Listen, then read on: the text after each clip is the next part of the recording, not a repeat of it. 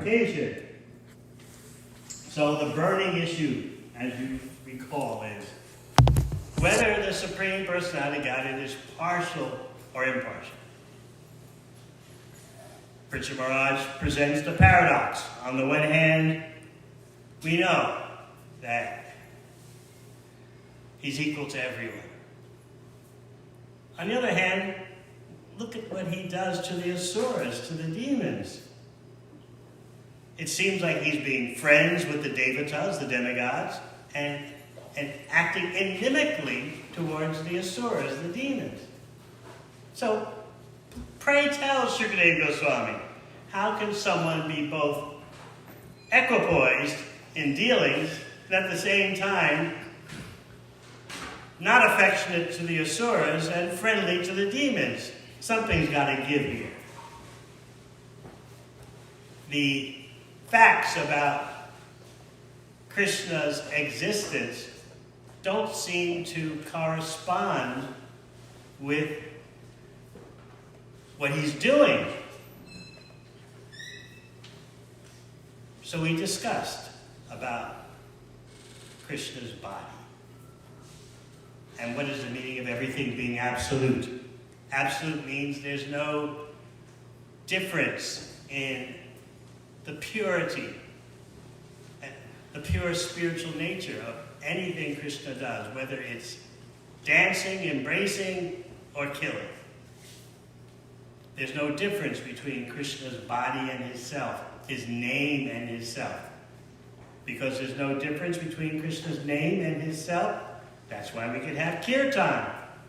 And according to our spiritual realization, the kirtan will transport us.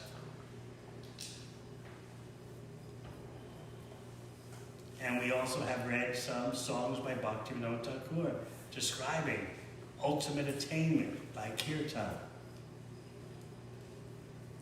So in yesterday's verse, it seemed, remember? It seemed that Shukadeva Goswami was beating around the bush, not answering the question directly.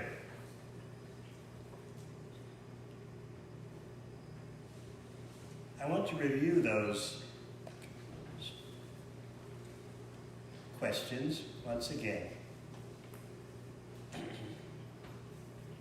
This is Pritchard Maharaj. O greatly fortunate and learned Brahmana, Shukadeva Goswami, whether Narayan is partial or impartial has become a subject of great doubt.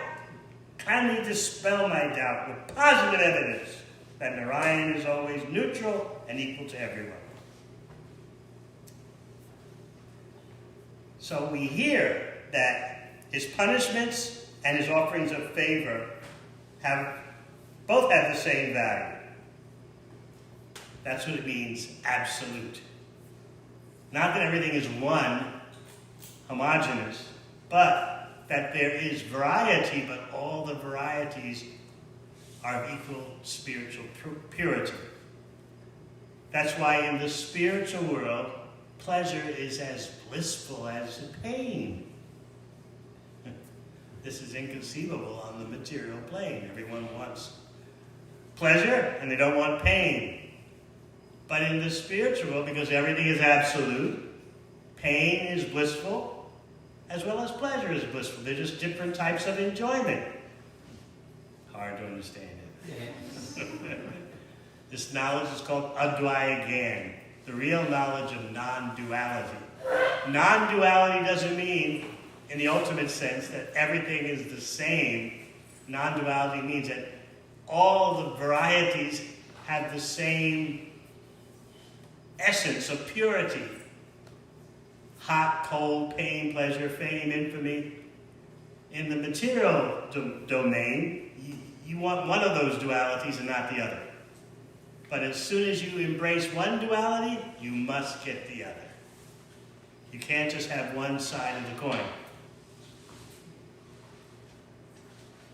So people often say when they're going through a material ordeal, some kind of tribulation, suffering, well, in order to appreciate the goodness, the good times, you have to have bad times.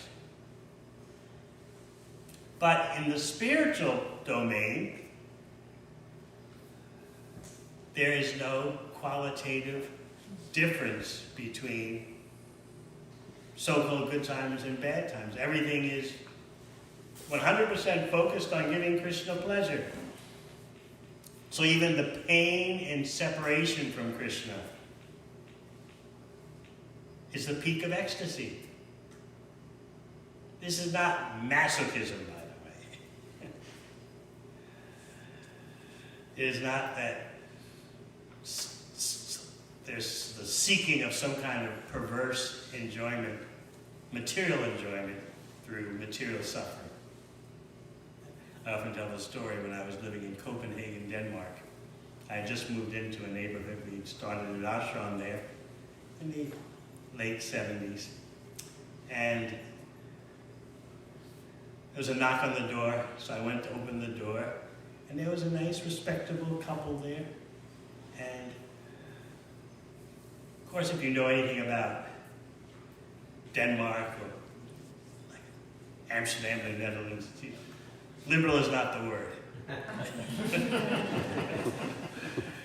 So there's a very nice-looking couple in their 40s at the door, and hello, we heard you're our new neighbors. We just liked you to know that we're from your local masochist club, and we're here for you. I said, thanks for the greeting. We'll get back to you. So you might think that spiritual suffering is some kind of masochism. It has nothing to do with the material platform. But that takes so much spiritual maturity to understand. So anyway, we're discussing Advaya Gyan, the knowledge of real non-duality. And as we said, real non-duality doesn't mean everything is the same, like everything is undifferentiated, homogeneous Brahman. Suddenly one day you see everything all the same. No, true vision means, or more mature vision means, you see all the varieties, but they are of the same source. And on the spiritual platform, they're of the same quality. So, in Krishna's abode, pain, pleasure, hot, cold, this, that, the other, all have the same effect. Satchidananda, eternity, knowledge, and bliss. Understanding that is very important for understanding Krishna's form. Otherwise, we will speculate that I've had so much experience of forms, personalities, activities, qualities. All that's got to be material. And for something to be spiritual, that should mean no form, no qualities, no personality, no individuality, no activities. And then someone will say, isn't Krishna near guna? Near means without, guna means qualities. And of course you all know, who have studied Bhagavad Gita and Srimad Bhagavatam, the real meaning of near guna means without material qualities, but it doesn't mean with no qualities.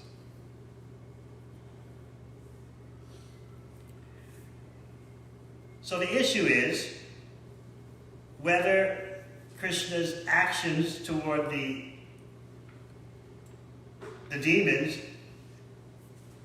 are displays of enmity, and his actions toward the devotees are those of showing favor. And of course, we discussed one resolution of this paradox, that Krishna makes an open offer to everyone to relate favorably to him.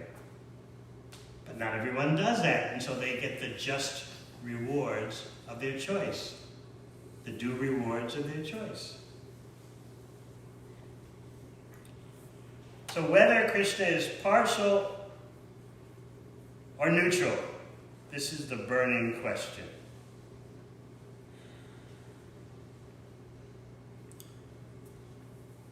And we've brought some understanding to this issue we know that envy and friendship arise in someone who's imperfect.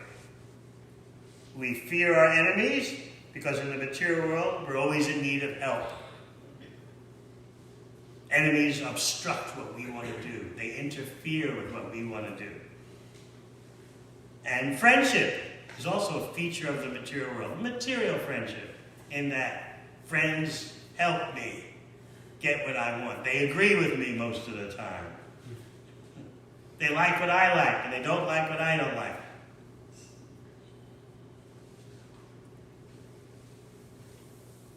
But the Supreme Personality of Godhead needs no one's help and fears no one.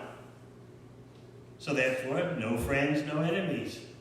But if someone offers in bhakti, in devotion, even a leaf, fruit, flower, or water, Krishna will accept. Not because Krishna needs a leaf, a fruit, a flower, or water, but if there is bhakti, if there is devotion, he accepts the devotion.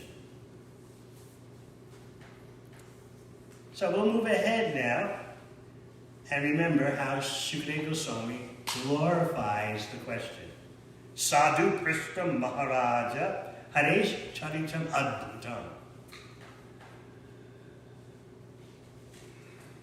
He's showing gratitude for the very question.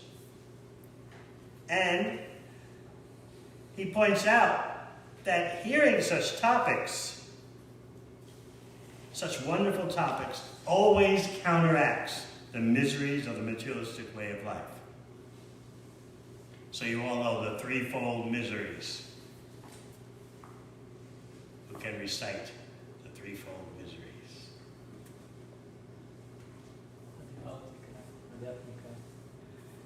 English, please. Appreciate scholarship. But mind and body.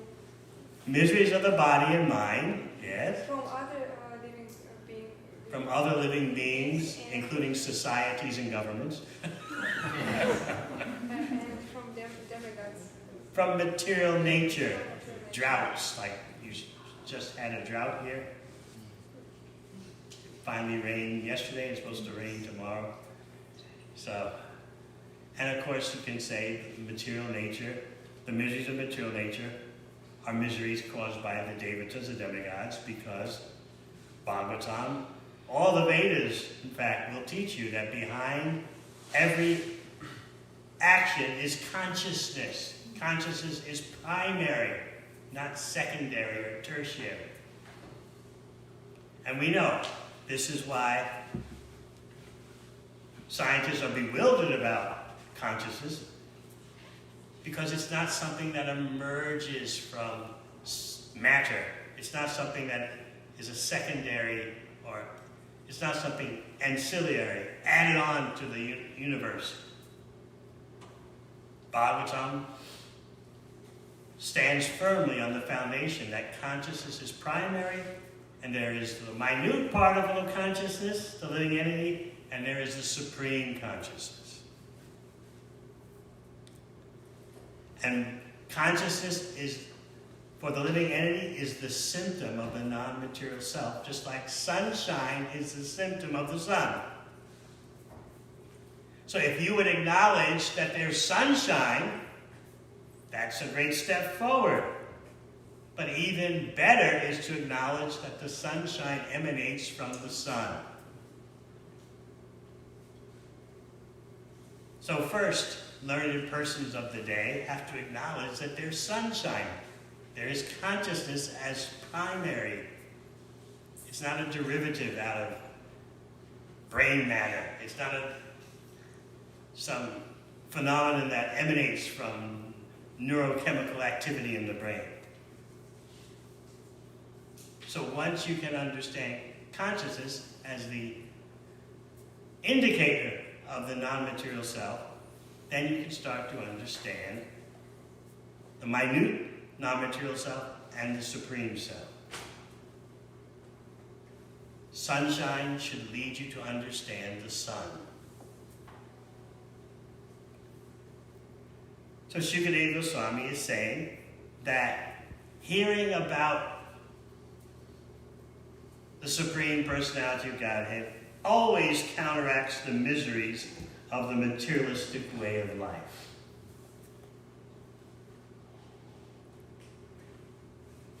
So now we'll review Shukadeva Goswami's answer, which seems, as we said, to be roundabout. He doesn't seem, in our way of thinking, to address the issue spot on. Is the Supreme Personality of Godhead partial or is he not? They say he's impartial, but look what he's doing. So how does Shukadeva Goswami begin his answer? Who remembers?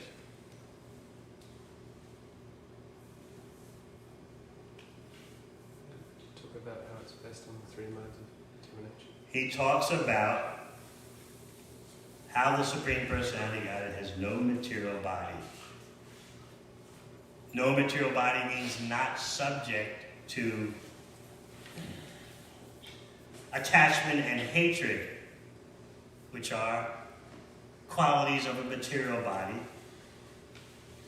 The material body is affected by material nature, and material nature has those three modes described in Bhagavad Gita. So according to how your body is saturated by those modes, those three modes, one of which will be prominent, you feel varying degrees of friendship and hatred. So we'll read the translation.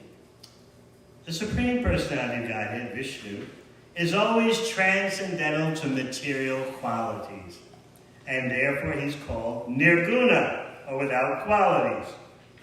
Because he's unborn, he does not have a material body to be subjected to attachment and hatred.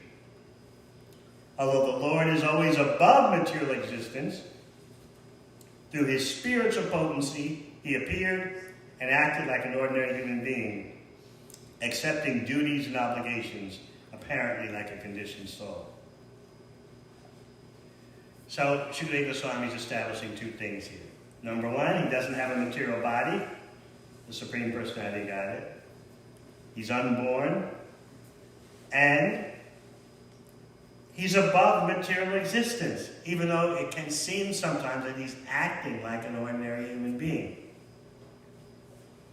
Of course, we know that while sometimes acting like an ordinary human being, Krishna does things, and his avatars do things that no ordinary living being can do.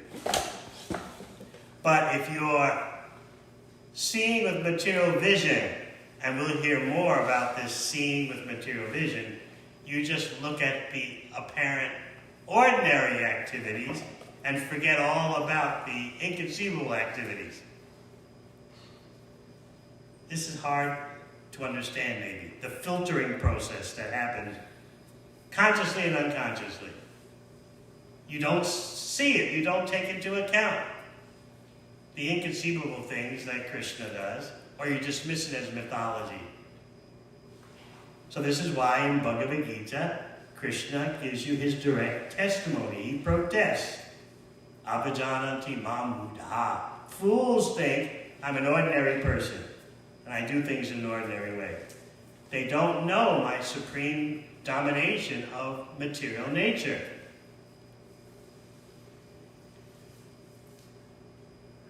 So, conditioned life means you have a material body, and the material body is dominated by material nature, which consists of three modes. And later in the chapter, you're going to hear, we won't get into it now, you'll hear that the three modes of material nature are set into action by time. And according to time and its dictates, sometimes one mode of nature is dominant, sometimes the other. The three don't increase or decrease simultaneously. So it's time that's the playing field for the modes of material nature to act. And of course, ultimately everything is under the direction of the Supreme Personality of Godhead, Supreme Consciousness.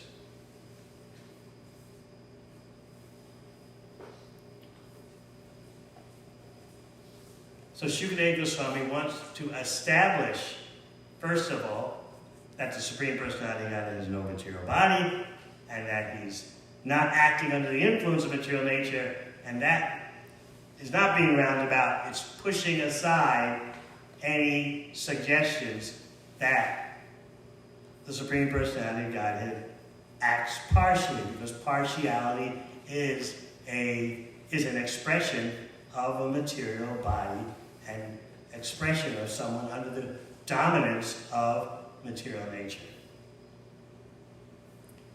So he's being spot on. He's not beating around the bush.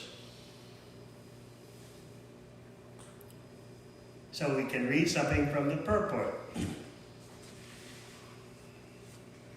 Krishna appears on this earth or within this universe without any change in his spiritual body or spiritual qualities. Indeed, he is never influenced by the material qualities. He's always free from such qualities, but he appears to act under material influence. This understanding is aropita, or an imposition. When we see through our lens that, oh, this Krishna is a product of material nature or acting under the influence of the modes of material nature, you're imposing conceptions upon what you see.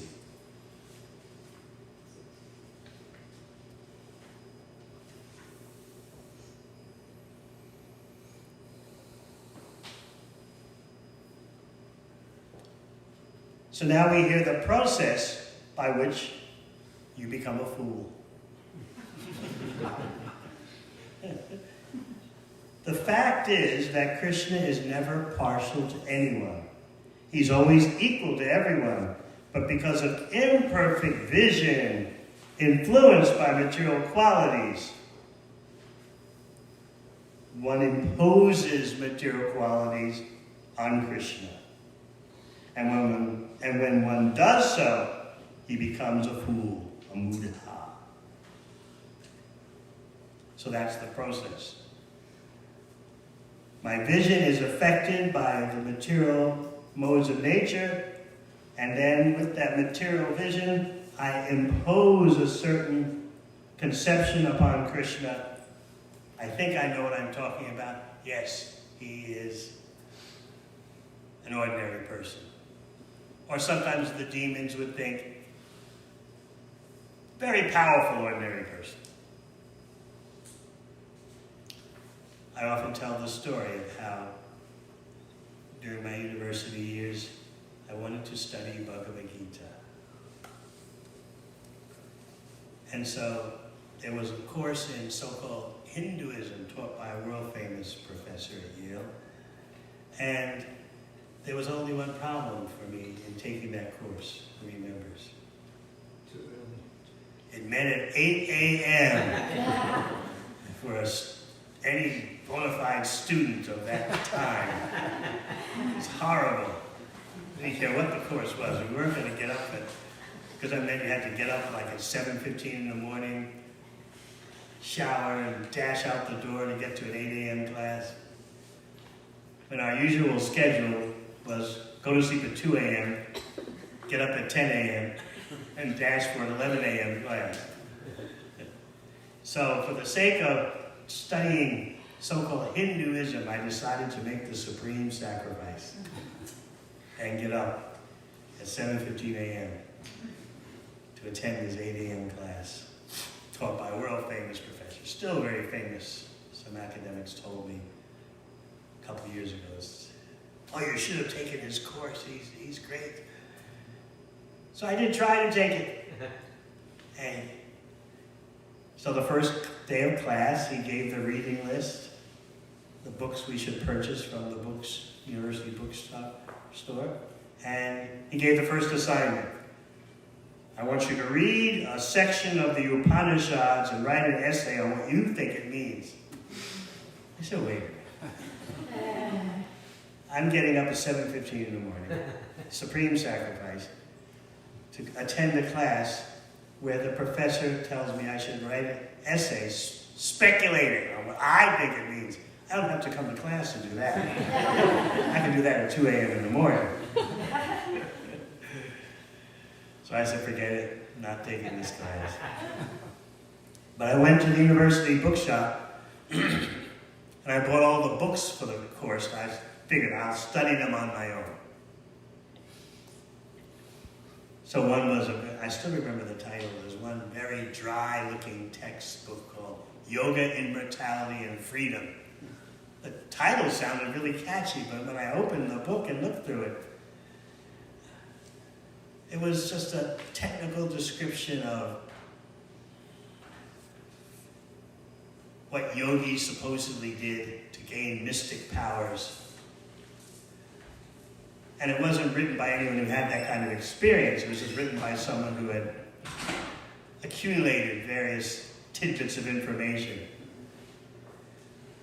So then I looked at the other recommended book on the reading list, which I purchased from the bookshop, and it was Bhagavad Gita, a version by a British scholar. So being a typical student of the early 70s, all whom were, most of all, were activists, down with the system, down with the empire, down with colonialism, imperialism. This is the time of the Vietnam War. So many students were outraged that they were not attending school. They would be up for going to Vietnam. And if they somehow or other failed their studies and couldn't enroll in another university in time, off to Vietnam they'd go. So they were really enraged. So that was the mindset. Arupita, the imposition. So I said, oh, Bhagavad Gita. And who's the commentator? A British scholar, eh? So then I flipped through the book. There were the verses in the front and his commentary in the back. So I just flipped to his commentary. And then I read something which totally repelled me. He said, Krishna is a concept meant to satisfy both the intellectuals and the sentimentalists. So something in the core of my heart told me, immediately toss this book in the trash can. That was my first spiritual experience. I couldn't figure out why this clear, direct voice from the core of my heart said, throw it. You don't call rubbish bin, that's British. What do you say? Trash. Okay. In Australia, New Zealand, we say rubbish bin. So sometimes people talk about their preliminary spiritual experiences. So that was mine. Throw this book in the rubbish bin. So I just... And my mindset was not that I had any knowledge about Krishna. My mindset, at the forefront of my mind was, who is this British colonizer, imperialist, ruining the native people of India's book? I said, one day I'll find a real translation and commentary of this book. I'm not reading any so-called versions by exploiters, oppressors. So, as you know, a month after I graduated, I started reading Bhagavad Gita as it is. I had, right before graduation, I had gone to see my Dean of Studies.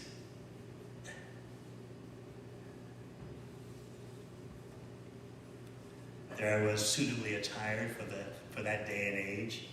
Multicolored vest and matching pants, with a shirt with fringe coming from the sleeves. Fashionably attired, not very, how do we say, we used to call it back then Mod Squad. Big hairstyle. So I looked at him and said, I don't see much place for myself in materialistic society as it is. He just looked me dead in the eye without blinking. He said, "You are a Yale man. You will influence the world." In other words, we've done our job on you. You may have these countercultural, anti-material tendencies, but we know it's just superficial. Sooner or later, the chickens are going to come home to roost. The cows are going to come home to moo. So anyway, next month I came across Bhagavad Gita as it is. I was stunned by such wisdom and knowledge. Authoritativeness, not in terms of being dogmatic, but just someone knew 100% what they're talking about. They had that kind of conviction. Not that they were ramming it down your throat, but just, this is the way it is.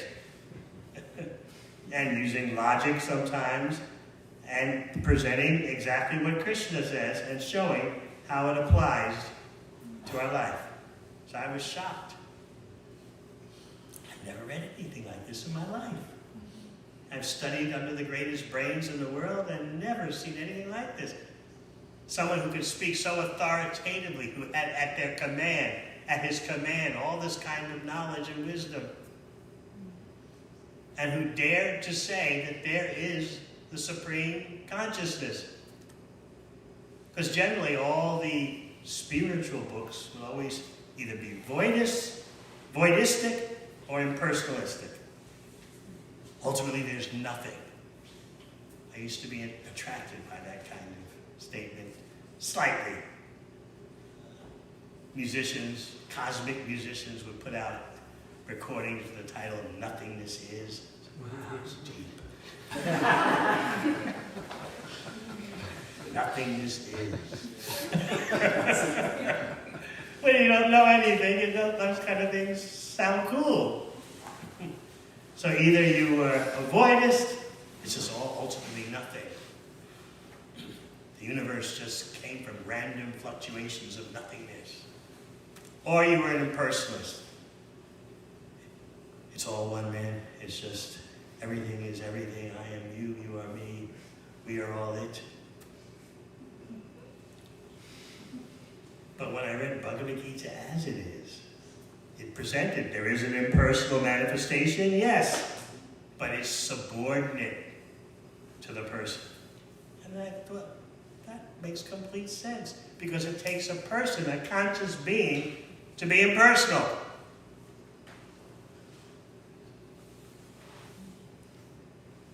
In any kind of relationship in this world, if one person is displeased with the other, for a while you pretend the other person doesn't exist. Do you do that? Does your wife do that? No. Do you do that? I don't know. All the same answers. It takes a conscious entity to be impersonal.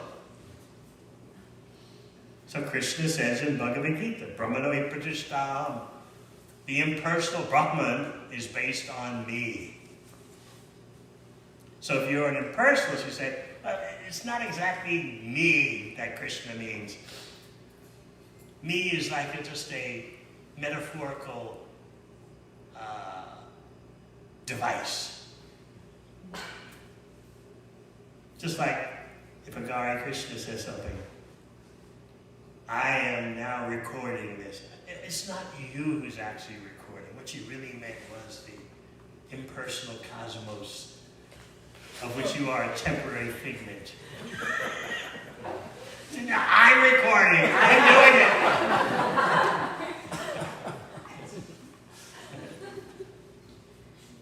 Or Juan approaching Amelia. I'd like to marry you. And what does she say? Well, it's not really me. So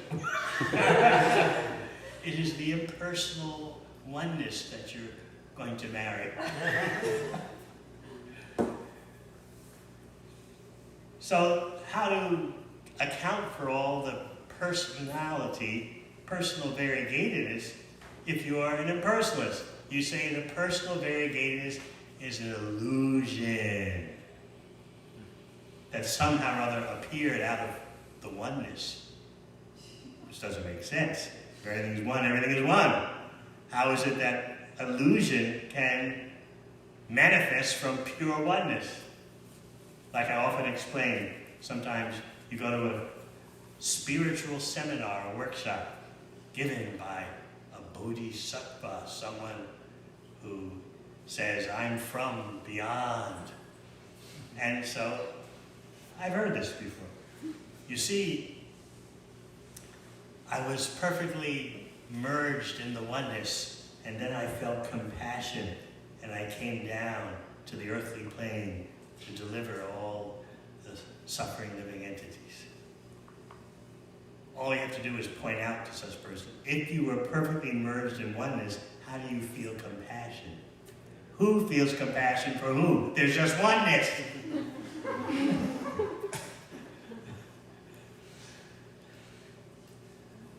But because people don't understand transcendental science, they say, oh, sounds very impressive. You were perfectly merged in oneness. Oneness is oneness. There's no one to feel compassion, and there's no one to show compassion to. So if you're an impersonalist, you have a problem accounting for all the personal variegatedness. Where did it come from if there's just pure oneness?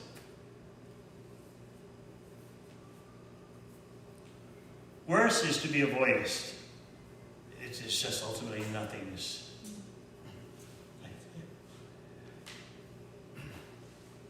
I remember once Srila Prabhupada was talking to a nice Zen Buddhist leader in France. And they were discussing, and so like a child, just asking innocent questions, Srila Prabhupada asked him, so what is the goal of your movement? You're a Zen Buddhist leader. What's the goal? And the Zen Buddhist monk replied very straightforwardly, our goal is to become nothing. No. So Prabhupada responded like a child, completely astonished. People are joining your movement?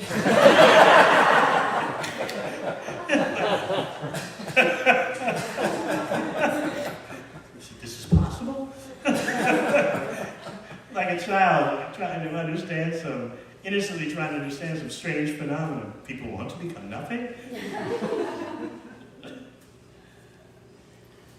So, hearing from Shukadeva Goswami in his discussion with Purchit Maharaj cleanses our voidism and impersonalism. So, we're going to read a little bit more.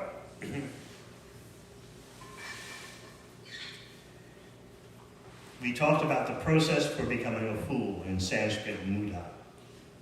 The fact is that Krishna is never partial to anyone. He's always equal to everyone. But because of imperfect vision, and that imperfect vision is influenced by the modes of material nature, you then impose material qualities upon Krishna. And in so doing, you become a fool.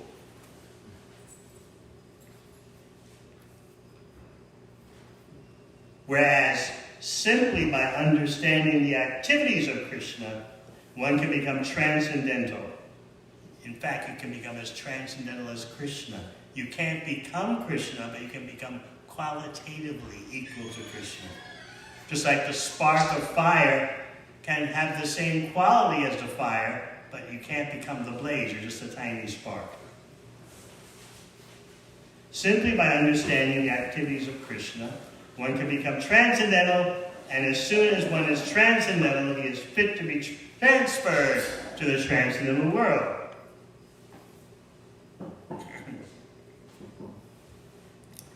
So Krishna can seem, according to material vision, aropita, to take on the qualities of someone under the domination of Trigunamayi, the three modes of material nature.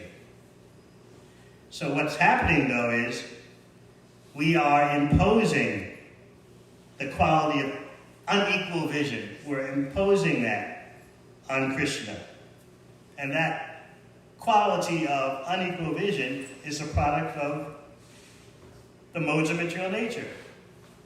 And here we are imposing on the controller of material nature, we're imposing those material qualities. So we're confused.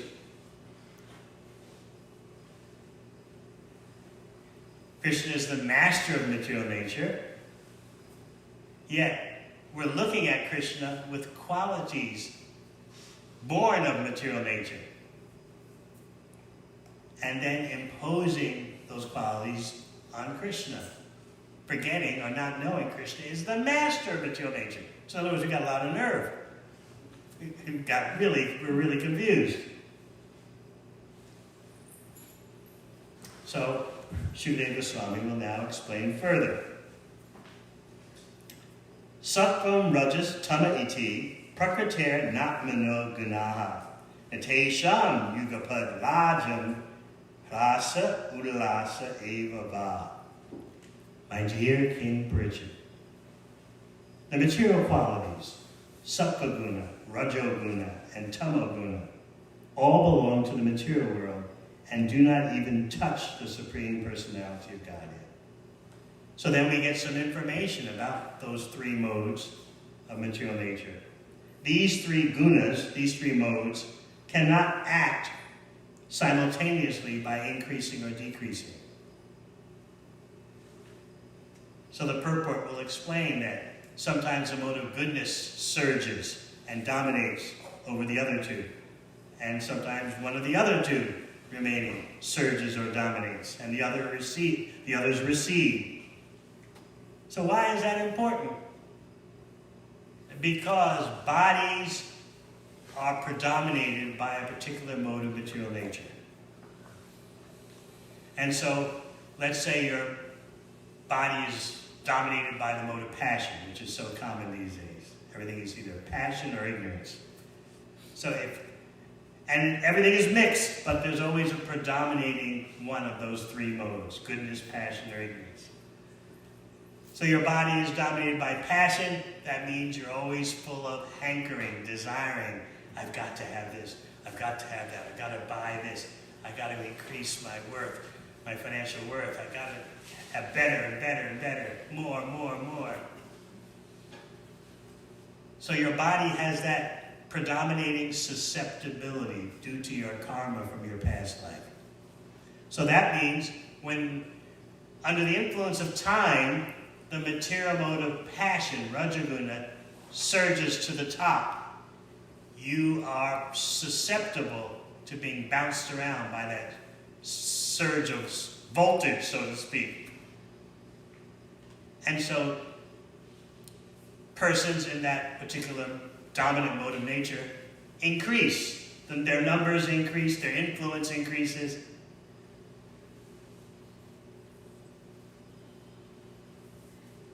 And then, under the influence of time, another mode of nature becomes dominant. Tamoguna, destructiveness. And so, that's when human beings, individually and collectively, go on a rampage. Just like I was just reading how, despite the pandemic, despite climate disturbance, the past 4 years have seen, every one of the past 4 years has seen an increase in spending by the non-nuclear powers, spending on nuclear weapons. 4 years in a row.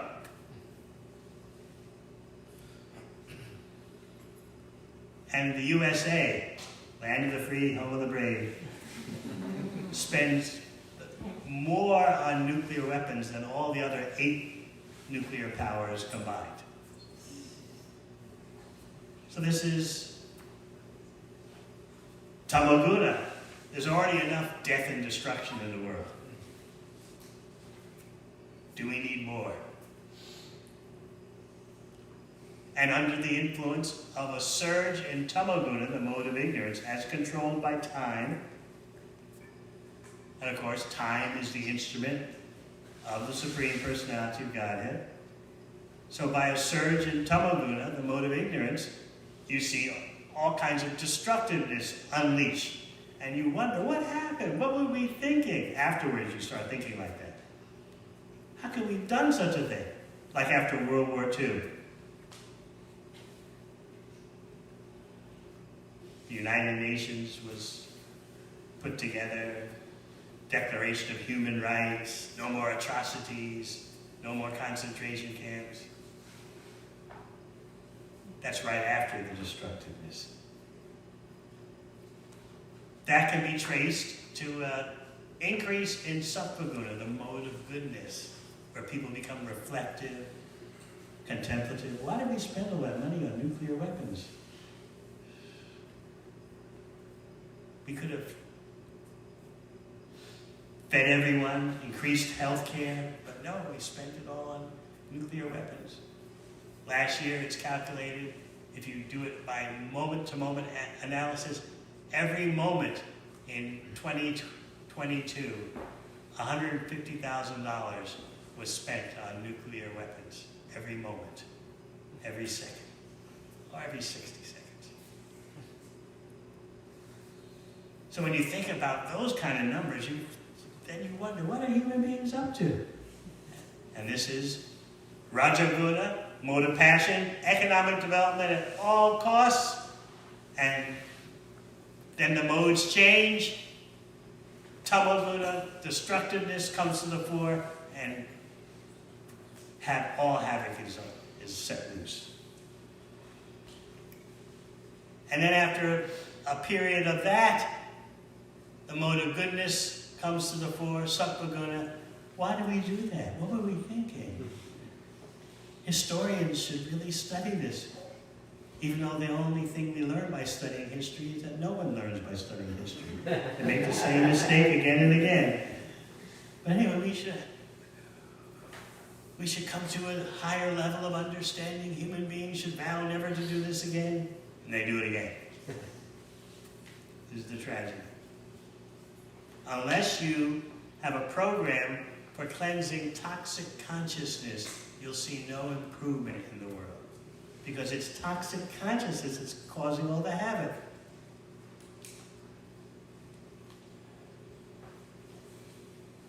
Even if you do, as some scientists are saying, we just got to realize this planet is finished, transport as many human beings as we can to another planet. What's going to happen on the other planet? They'll trash it out because you're bringing the same consciousness. So it is not being pie in the sky and dreamy to focus on transforming consciousness. It's actually the only real game in town, the only real approach, the only real therapy.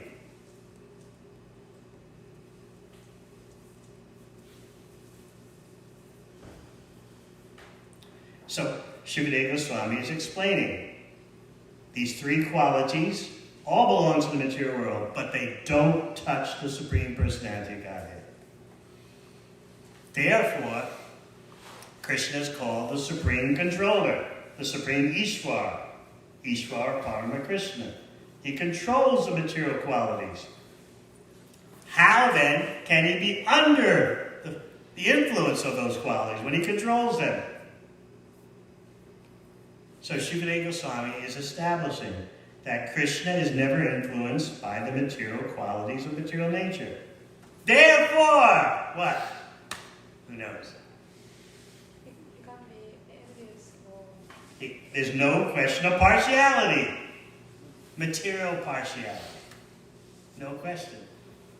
But Krishna does have his own way of being partial, but it's got nothing to do with material existence. So the technical detail is that the Sarup, the pure spiritual existence form of Krishna, is at all times equal. The gunas, those three ropes, guna means rope as well as quality, that bind conditioned entities, those ropes, those qualities belong to material nature, which do not influence Krishna, because Krishna is the controller of material nature. Controller in such a way that he's untouched by what he controls. And that material nature is his external energy, not his internal energy. But for Krishna, actually, all his energies are spiritual. But his spiritual energy can act material. But for Krishna, it's all spiritual. Just like an engineer working in a power station, just sends out the juice, the electricity to your home. It's up to you whether you use electricity for heating or cooling. That's not up to the engineer.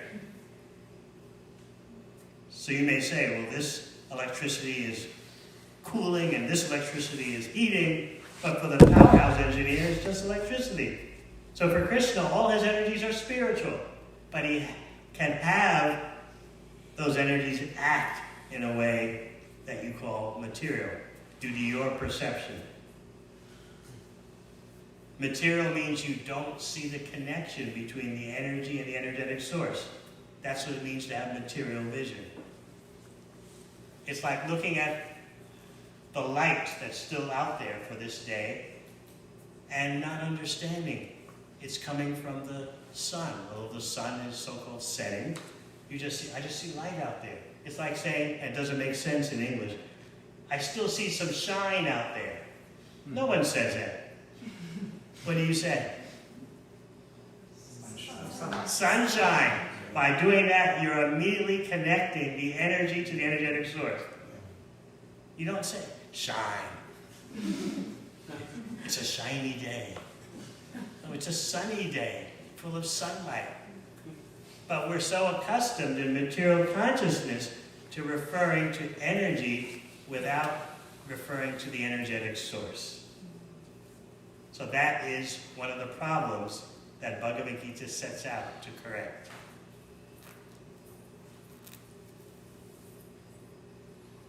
Any questions or comments at this point? See, everyone's got their thinking caps on. Yes. Maharaj, this question seems very similar to another question from 10th canto. From which canto? From 10th canto. 10th canto. Shukadeva Swami is asking, Parikshit Maharaj is asking, how is it possible that Krishna is dancing with other people's wives? So, is it similar question? Similar?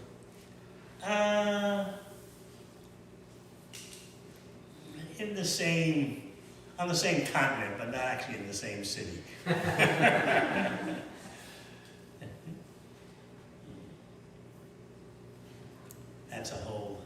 That's a topic for at least a week's discussion. Again, if you understand that all the energy belongs to the energetic source, if you truly understand that, then you have no problem. Everything is Krishna's energy. I might have told you before, I was doing one program in Sydney, Australia, at the home of one devotionally inclined Indian family. And they didn't tell me that one of the relatives they invited for this home program was hostile.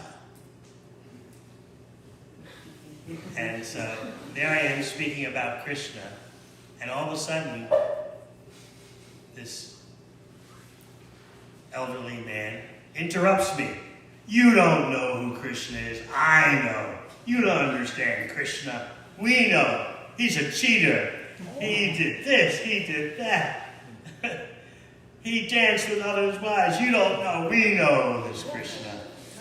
And so this is in the middle of a program, in front of everybody. So I had some choices. Either I get up and leave, which I couldn't do, or I had to defeat him in public. So I said, do you know anything about Bhagavad Gita? Yeah, oh yes, we all know Bhagavad Gita. So I explained from Bhagavad Gita. I said, you know about it, but do you know what it says? And I explained how Krishna has no material body and he has no material activities and everything is his energy. And I said, you're talking about Krishna dancing with others' wives. But everything belongs to Krishna. Is your wife here? Yes, yes. I said, you are dancing with someone else's wife. He shut up. Everything belongs to Krishna, but you're claiming her as yours. For your exploitation, for your personal exploitation. I had to shut him up, Swami. Your sense object. So anyway, your question requires another week of discussion. Anything else? That's it. Yeah. That's it. Oh. Okay. Yes. Pretty much, why is it so important to know about these three modes to the extent that Srila Prabhupada says in the 14th chapter of the Bhagavad Gita, he says that this is more important than anything explained in this one. Thus far. Yeah. Still chapter 15, 16, 17, 18 to come. But thus far, this is surpassing. Because once you understand how the modes, the three modes, are controlling all activities, qualities, even conceptions, even your theories, your concepts, your beliefs are all products of the three modes of material nature. It's not just your body, but even your thoughts, your emotions. So when you understand how bound you are, then you can begin the process for becoming free. Otherwise, you don't know what's hitting you. You don't know what's running your life.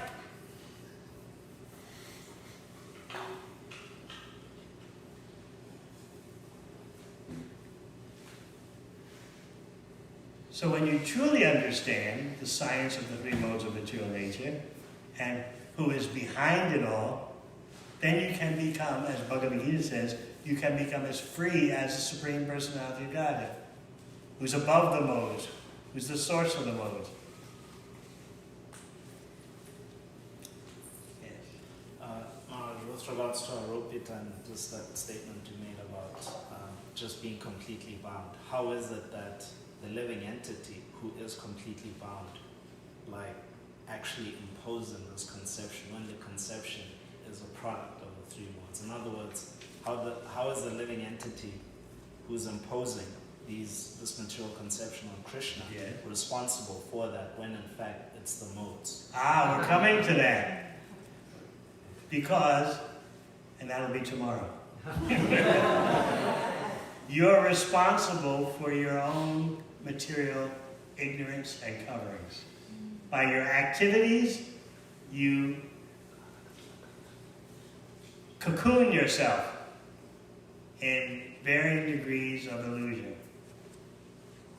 And that affects your receptivity to Krishna. Krishna is open to everyone, but you don't see that because you've cocooned yourself in a whole network of illusion. So it's actually the fault of yours. It's like the sun is shining, but you're wearing all kinds of sunglasses and sun hats, anything so that the sun doesn't touch you. Even though the sun is out there shining. But you have, by your own choice, you have affected your susceptibility to the sunshine.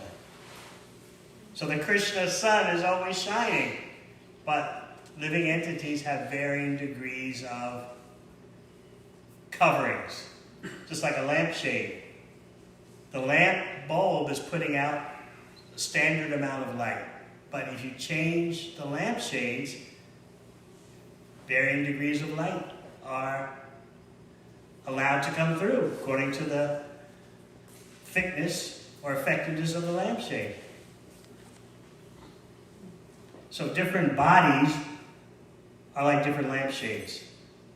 Consciousness is the same in all living entities, but the different bodies that you can get, whether a human, a dog, a worm, a tree, different bodies allow different manifestations of consciousness. Although the consciousness is the same, the bodies are obstructing the full manifestation of consciousness to varying degrees. So if you're walking around and you see a peacock, the peacock has the same core amount of consciousness as you, but the peacock's body is obstructing the manifestation of consciousness much more than what your human body does. Okay? So that's seeing, that is genuinely seeing with equal vision. You may recall in what chapter? Bhagavad Gita? Vidya Vinaya Sampanya? 5. Krishna says, someone is actually a wise person, a professor, if they can see that a dog, an elephant, a brahmana, spiritual intellectual, or even a dog eater, they're all the same. They're not all the same in terms of material body or material prosperity or comfort. They're all the same in that they are equal minute particles of spiritual consciousness, but their different bodies allow different expressions or manifestations of consciousness. But take away the bodily differences and you have equality. Add the bodily coverings and you have inequality. Just like try as you might, you're never going to have a child.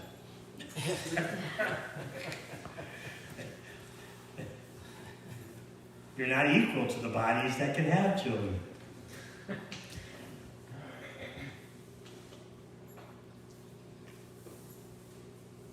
Anything else? Yes? Srila Prabhupada here, You have to speak louder, please. Srila Prabhupada writes that simply by understanding the activities of Krishna, Slow down now. one can become transcendental. And also you mentioned now that by understanding Krishna, we can become as free as him. So my question is, what is practical symptoms that a person really understand transcendental nature of Krishna? Because when I read in Bhagavad Gita, okay, Krishna is transcendental. Now I can say, okay, I know that Krishna is transcendental. But what are the symptoms that I really know it? Not theoretically, but practically, how my behavior or activities are changed. Krishna is the same as his name, his form, his qualities, and activities. So when you chant Hare Krishna, if you have that complete understanding and realization that Krishna is the same as his name, then your chanting really takes off. So you always have to think, Krishna is the same as his name, his form, his qualities, his activities.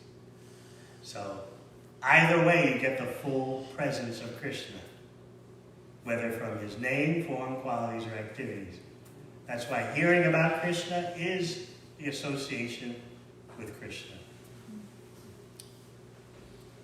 Hearing is more important than seeing, because unless you know what you're looking at, you cannot benefit by eyesight alone. You have to hear. This is what you're looking at. You need the knowledge coming through the ear. Studies have been done of college students, and they're presented with a powerful microscope, and they say, and they're instructed, look through the microscope. What do you see? They can't make heads or tails of what they're seeing, even though it's right before their eyes. They have to be instructed through the ear. By the way, this is what you're looking at. So people say seeing is believing, but unless you know what you're looking at and have some understanding, seeing is not enough. So that's why Bhagavad Gita and Srimad Bhagavatam stress hearing. Hearing about Krishna is the same as seeing Krishna. This is hard for us to understand. We think seeing is the ultimate. But why so much stress on just one of your senses? You have other senses besides your vision, eyesight. Why have you suddenly exalted seeing to the number one position. That's your own construction, your own fabrication, which is a symptom of Kali Yuga, the age of darkness. I need to see it to believe it. You need to hear, and then you can understand what you're seeing.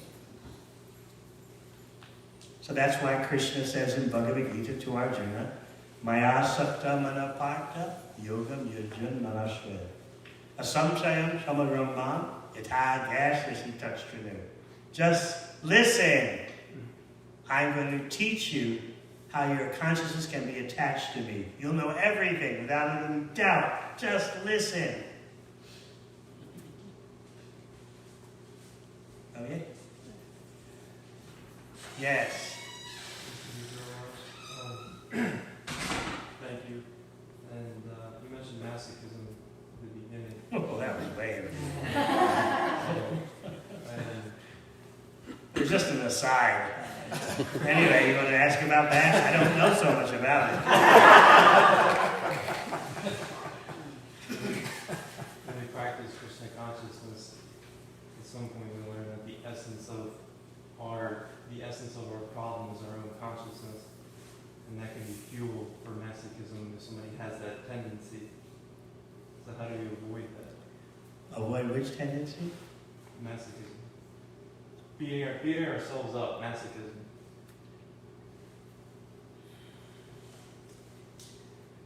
It can be a form of self-gratification.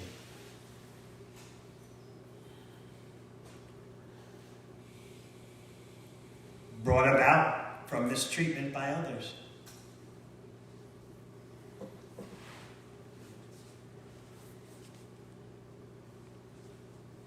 I have some purpose. I can hurt myself. Oh, I'm feeling so much pain. Let me express it this way. Someone who has studied psychology can explain it much better.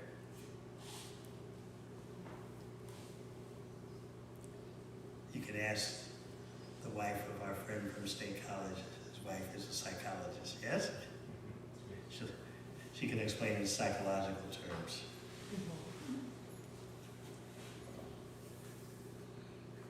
In some way, you're trying to verify your existence. I exist. I hurt myself, therefore I exist. I hate myself, and so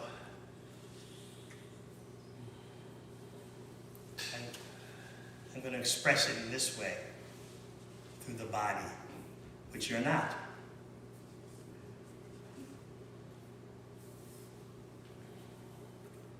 So that was just an aside. I didn't mean to lead the whole discussion. I was just, surprised. I opened the door and normal-looking man and woman in their 40s greeting me so cordially. Hello, we're from your neighborhood masochist society. We just want you to know we're here for you. I was kind of speechless, That was my plan. Okay? Not to get into a whole discussion of the psychology of masochism. I've been thinking about it, so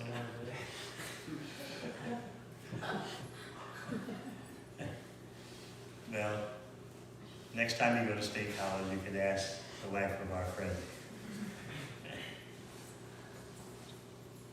Anything else? Yes.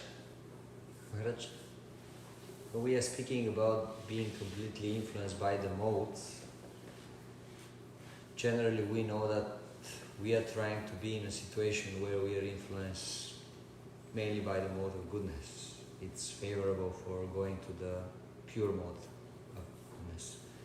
So sometimes for the preaching purposes, we have to actually spend time in the big cities where it's difficult to find much mode of goodness. New York, it's so easy.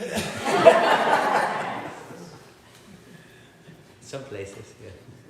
Some places where. So I used to think New York was the greatest place in the universe. Action at any moment. The city that never sleeps. Any kind of entertainment you want, easily available. But go on. Well, basically, yes. What should be the mentality of devotee? Give stress to the preaching and take whatever is necessary for this, or rather consciously looking for places where he can kind of cultivate sattva guna.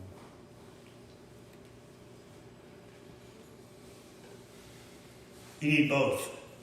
You need a sacred space for you to recharge your energies. That's why you come here. We welcome you. As I often explain, this Gita Nagari was the New York farm. Purchased in December 1974. Because Srila Prabhupada said that every city temple should be connected to a farm in the rural area.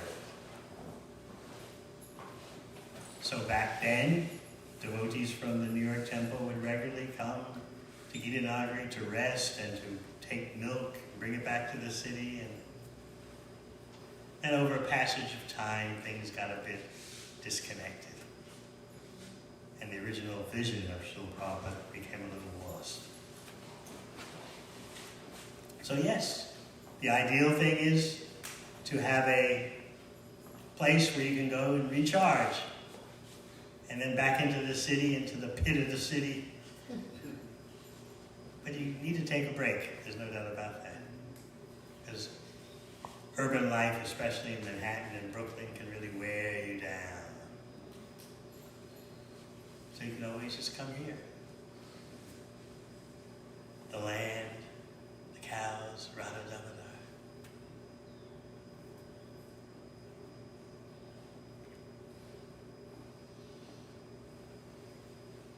Anything else? So we want to finish with some words from Bhaktivinoda Thakur. Some of you may know this song, and it's a song of gratitude, appreciating every aspect of bhakti, aspects that you might consider merely ritualistic. But Bhaktivinoda Thakur is pointing out to you that these spark bhakti, they spark devotion. So don't take them lightly. So I'll read. Shuddha Bhakata Charanarenu Bhajana Anukula Bhakata Seva Padama Siddhi Prema Latika Mula. Dust from the lotus feet of pure devotees is conducive to devotional service, while service to the Vaishnavas is itself the supreme perfection, as well as the root of the tender creeper of divine love.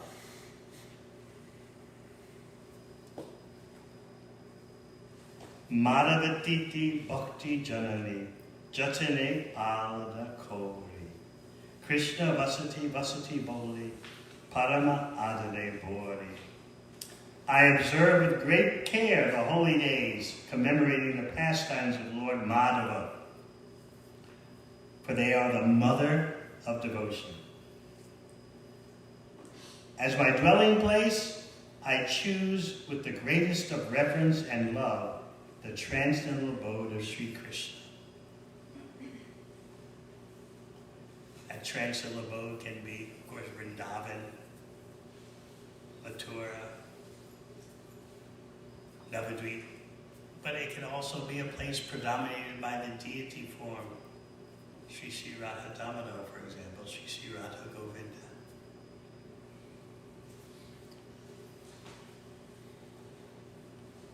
Gauramar Yesavastane, Koralo Brahmana Range, Sesavastana Heribo Ami, Pranayi Bhakatu Sange. All those places where my Lord Gaura Sundar traveled for pastimes, I will visit in the company of loving devotees. How many of you have been to Mayapur in the company of loving devotees? Raise your hand. Yes.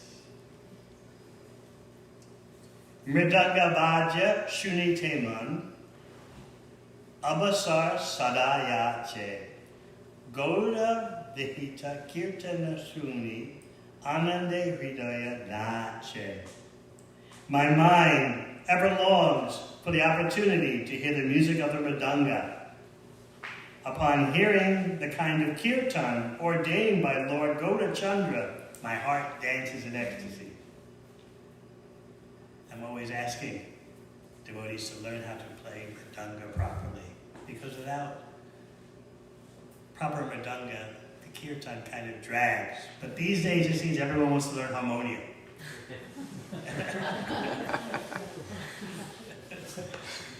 But without mridanga, kirtan is ineffective. It doesn't launch. So here you hear Bhaktivinoda Thakur saying, my mind longs for the opportunity to hear the music of the mridanga. Upon hearing the kind of kirtan ordained by Lord Gaurachandra, my heart dances in ecstasy. Yugala Murti Deki Amor Parama Ananda Hoy Prasada Seva Kodi Te Hoy Sakala Prapancha Joy. Beholding the deity forms of the divine couples, Sri Sri Radha Krishna, I feel the greatest joy. By honoring the Lord's prasad, I conquer over all worldly illusions. No one has any problem with that last one. By honoring the Lord's prasad, I conquer over all worldly illusions. But remember, beholding the deity forms of the divine couple, I feel the greatest joy.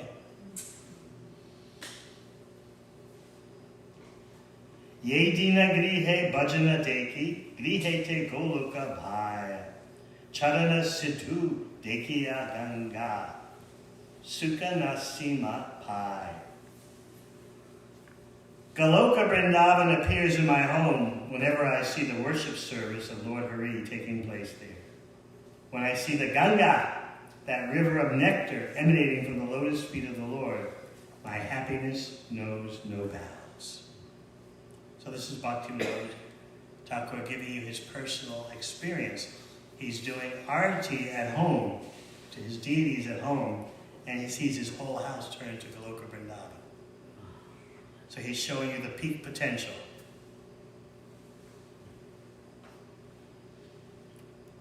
It may not happen to you tomorrow night, but just by hearing Bhaktivinoda Thakur's testimony, you become purified and you develop such aspirations. When will that day be mine? Tulasi Deki, Judaya Pan, Madhava Toshini Jani, Gaura Priya, Shaka Sevane, Jivana Sartak Mani. The sight of the holy Tulasi tree soothes my soul, for I know she gives pleasure to Lord Madhava. By tasting the green leafy preparation named Sak, a great favorite of Lord Gauranga's, I consider life worthwhile. So you may see Tulsi Devi every day, but would you think that the sight of Tulsi soothes your soul because she gives pleasure to Lord Madhava? So Bhaktivinoda Thakur is instilling in us a sense of gratitude and appreciation for all these aspects of devotional service. Even tasting green leafy preparation. You're growing in, he's gone. In our garden, there are green leafy preparations. They're derivatives of shak.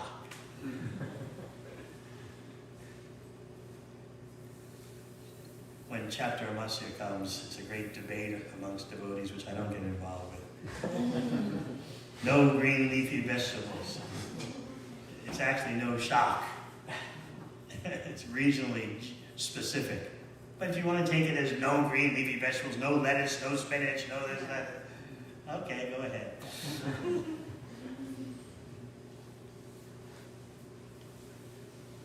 Because in India, especially Bengal, shak is considered such a luxury, so you're giving it up for the month of Chaturmasya. But often devotees take it to mean all green leafy vegetables.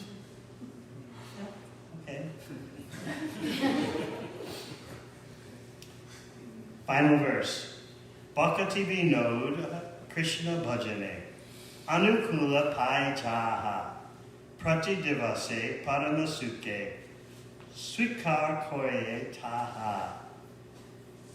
Whatever Bhakti vinod obtains that is favorable for the service of Sri Krishna, he accepts every day with the greatest joy.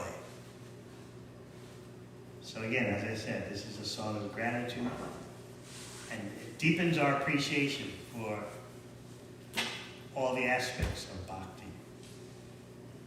Even some that we might think are just traditional rituals.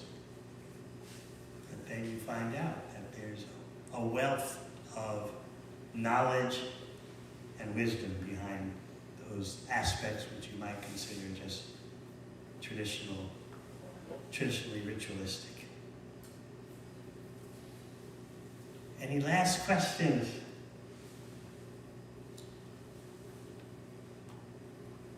Yes.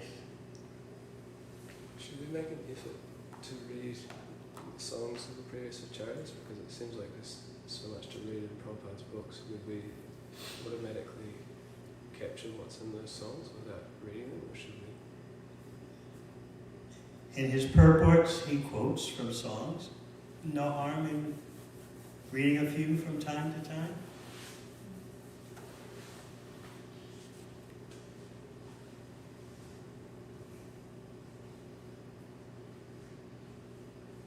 Your first obligation is to finish Srila Prabhupada's books several times, but we won't persecute you if you happen to take a peek at a Vaishnava songbook.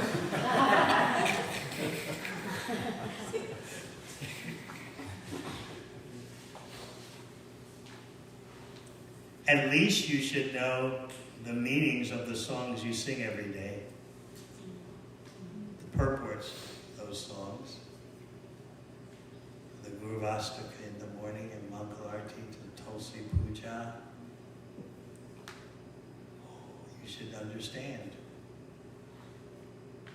You'll be purified, even if you don't understand, just by singing these transcendental songs, but the impact will be much better if you know what you're talking about, rather than just blindly repeating. But still, blindly repeating, there'll be benefit. It's a non-material sound vibration. But even better would be if you know what you're talking about, what you're singing.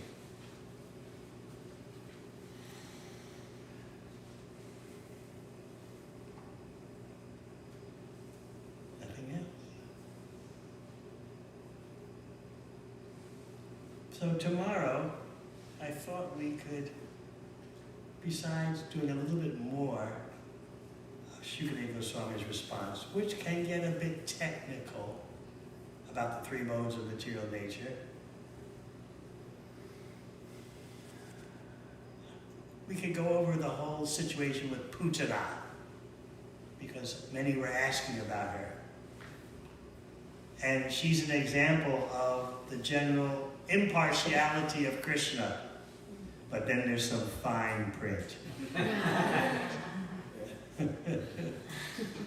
Generally, you could say she got the same position as Krishna's mother, but then there's always fine print. She attains a spot in the spiritual world in Goloka Vrindavan, but a section predominated by Sukhaishvarya, happiness and opulence, not the section that's dominated by the pure, intimate, spontaneous dealings of prema. So generally speaking, you say, she got the same position like Krishna's mother, but there's always this fine print that in the innermost part of Goloka Vrindavan, that's where Krishna comes under the control of his devotees' love. That's a special domain. This is explained by Vishwanath Chakravarti Thakur and Jiva Goswami. We may get into that tomorrow, just giving you advance notice. All right, thank you very much. Hare Krishna. Holiness Devamrita Swami Maharaj ki Jai.